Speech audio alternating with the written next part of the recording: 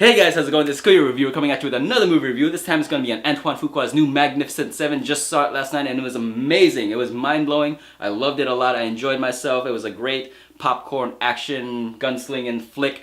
And of course, if you haven't seen the movie, go check that out first before you watch this because there will be spoilers in this review. But if you don't mind spoilers at all, let's go ahead and talk about the Magnificent Seven.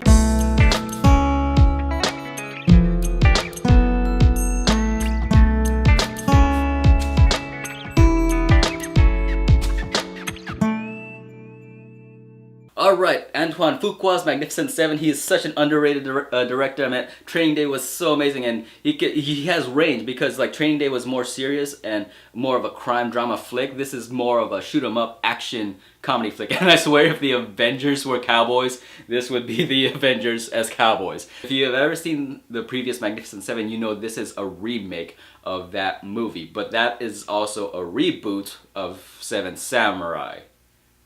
I think that's how it goes. A reboot is a retelling and a remake is a remake. That's how I'm gonna say it. It's a remake of a reboot. Go watch A Bug's Life. It's basically the same plot.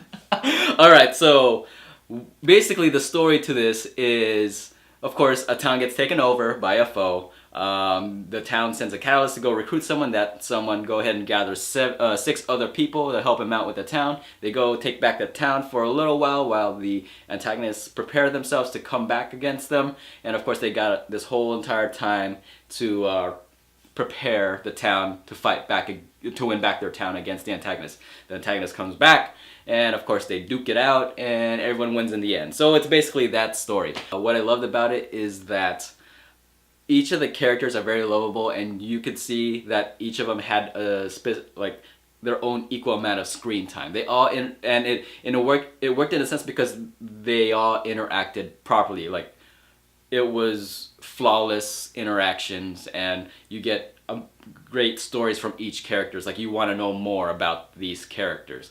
Of course, some characters have more backstory and more screen time than most, such as Denzel and Chris Pratt, because they are the flagships of this movie. And Haley Bennett, of course, is in there a lot. She's the catalyst that goes out to get Denzel.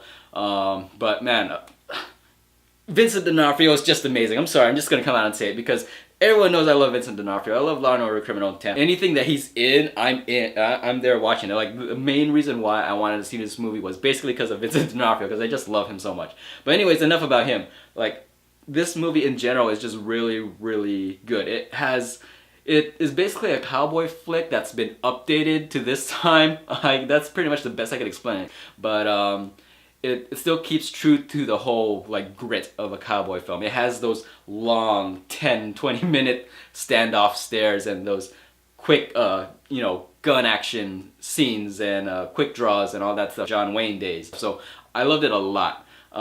It has a huge cast in it. I don't think I could name all the casts, but I'm gonna try to. So let's see. There's Denzel Washington, and then there's Chris Pratt, Ethan Hawke's in it. Byung-hun is in it, Vincent D'Onofrio, main man. There's Martin Sismier, and the seventh dude is, I know it, Manuel Garcia-Rulfo. These guys were all amazing, and of course Peter Sansbar is the main villain, and Haley Bennett is the person that goes out and recruits the people. I was worried about how they were gonna actually recruit and meet up with these people and how their interactions would go, but because how their interactions toward each other was, it made it more like a family kind of thing, kind of like the Fast and Furious. It took them like 7 movies to finally like form a family, right?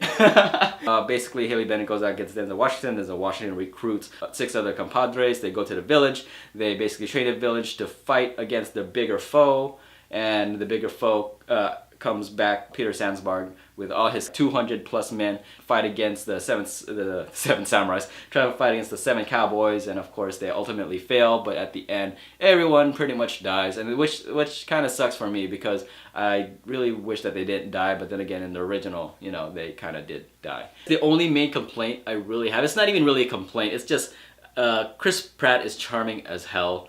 And basically he's playing his same Chris Pratt role in this movie. His same Guardians of the Galaxy persona is in this movie, such as it was in Jurassic World. So it has his Chris Pratt charm in it. But in the same sense also, this movie is not is not catered to be such a serious kind of flick. You know, it's basically these amazing actors gunslinging and being cowboys. So that's what basically this movie is. And if you know that that's the direction that Antoine Fuqua is going, then you're gonna love this movie a lot. There are some great shots that look like they were like, I could just like frame it on my wall, like the huge gunslinging shots, the huge like big fights. Oh, those were amazing. When they first go into town and they take over the town, and the second time when the army comes back, those were like, the shots were just, it felt like I was on set with them. Lastly, I do want to take a nod to the famous composer James Horner. So thank you for making the music for the score for this film. My buddy told me that this was his last time doing any kind of score for any movie. So you know, I'm just like so honored that he did this movie, because it was just a really great movie. You know, he's done a lot of great stuff, and it's just sad to see that he's actually not doing any more scores. You know, if you don't know James Horner, he's done works in like Titanic, the Avatar, Braveheart, you know, big blockbuster films. Make sure you pay attention to the score of the amazing score by James Horner, because it is his last score. Pay attention to the plot points and stories within each character. Their character dynamics is just amazing. But yeah, that is my review for The Magnificent Seven. Hopefully you guys enjoyed this review. Rate, comment, subscribe, go see that movie, and I'll see you guys on the next review. Later.